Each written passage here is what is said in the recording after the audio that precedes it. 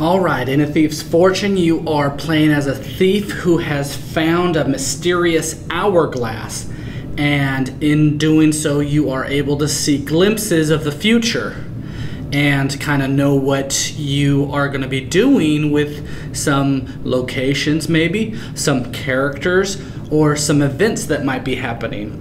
So in this game you are going to draft cards from either location cards, character cards, or event cards, and you are going to have help with some of your resources, as you can see here on the board, and the abilities on these cards to be able to move cards from your future to your present and then to your past. And in the past you will gain the points that are on the card. So let me explain a little bit of setup here. We have the stack of all these different cards, the resources. This is the round track, the score around the board. And the most important thing in this game is your player area.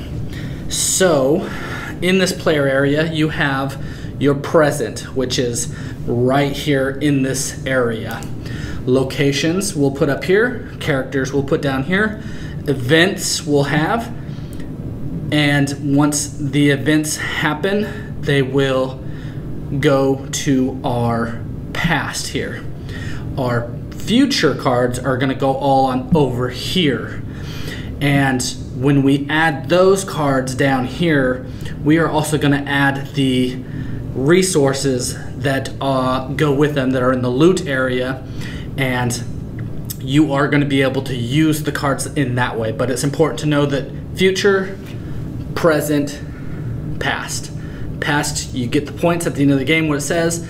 Present, you're going to be able to use those cards. You can only have 4 of each type. In the future, you can have as many as you want, and you might want to leave them sometimes because you can manipulate the resources on them and things like that. But you will understand that later as you play the game.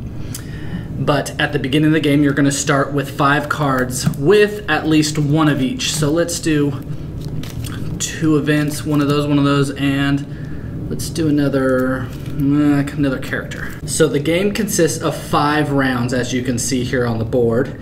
And in those 5 rounds, you will have a planning phase, a looting phase, an action phase, and a bribing phase. So first, in the planning phase, everyone is going to have their 5 cards. Everyone's going to draw 5 cards with 1 of each at least.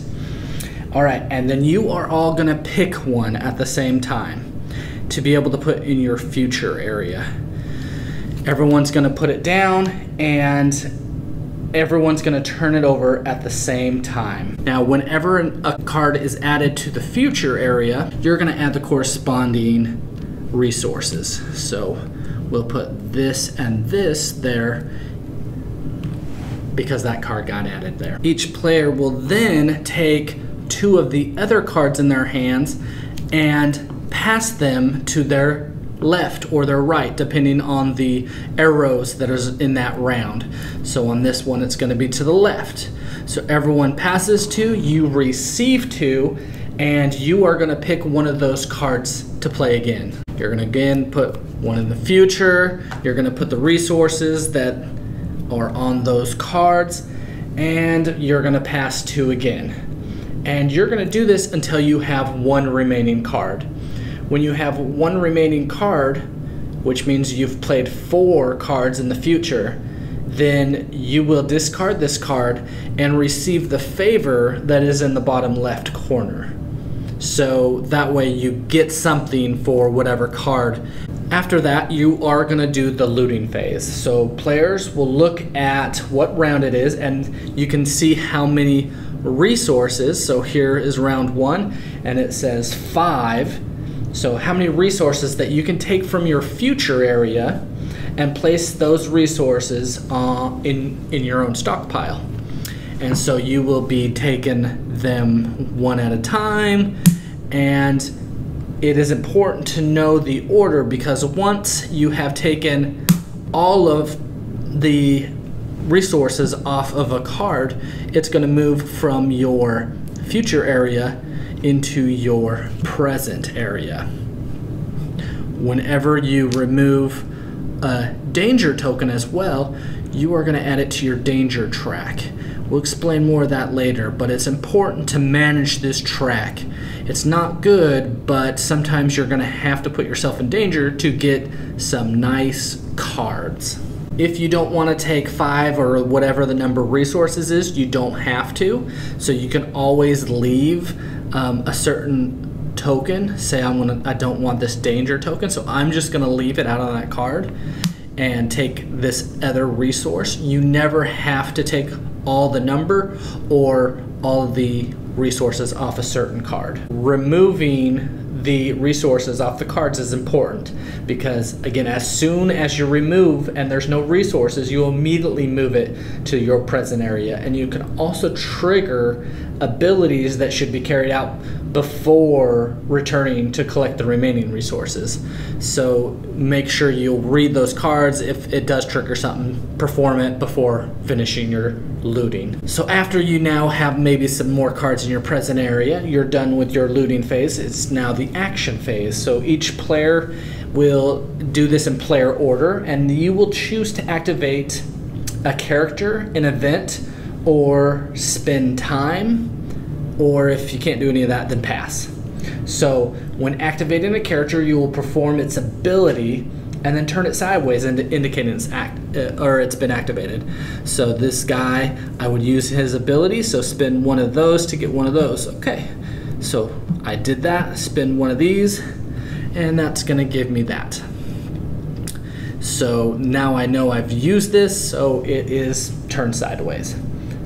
When activating an event, then you can do what it says on the card. So activate the ability, and then the card would be moved from here over to your past.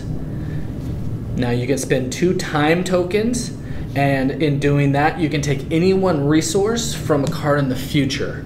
And so this might be also good is because you can, at this time, if you took the last resource off a card, it would immediately come over into your present area and trigger anything that it might trigger as well.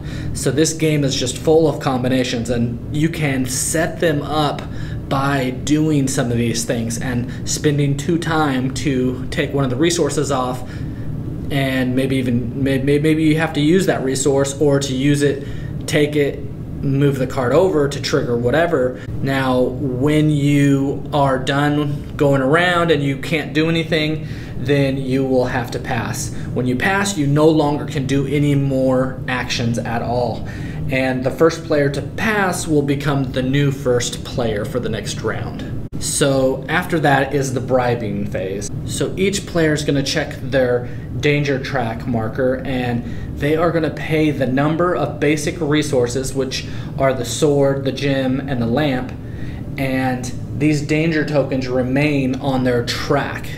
So the more danger you have, the more resources you're going to have to pay, but these will stay for the next rounds as well. If you don't have any resources down here to be able to pay for any of that danger, then you are going to have to pay in your fortune points. So for each one you cannot pay, you lose 1 fortune point, and if you do so, then this danger token will actually get moved off of your track. Once everyone has paid their bribes or have taken off points because they couldn't pay it, then a new round will start. And so the new starting player will get the first player token, and all players reset all their activated cards and characters and locations or whatever might be put sideways. You'll put those back, and the game ends after the 5th round of doing all this. And you are going to want to try to cycle through as many combinations to get certain card abilities, to push your cards to get points as fast as you can, to be able to do as much as you can, because the 5th round ends, the game is over. You will add up your points from the cards in your past area and then add it to the score on the score track. You will also get 1 point for each 5 basic resources that you have, and the player with the most points is the winner. Now, to be able to further understand this game, we're going to talk about these cards. So if you look at this card, in the top left you will see this is the loot area, and this will be what you're adding to your future when card is played in the future area. The text will show the card name, the card type, and the card ability. On the bottom right, it shows the number of cards in the game and the fortune points that you can score with it. And in the bottom left is the card favor. So while you are drafting the cards, at the very last, you will get this bonus for discarding that card. Again, this area over here is the future area. This area is the present area. You can only have 4 cards in the present area.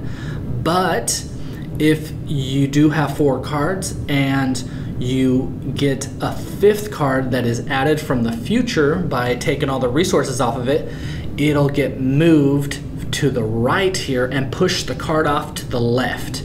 That card in the left will automatically go to your past area, and at the end of the game it's going to score you those points.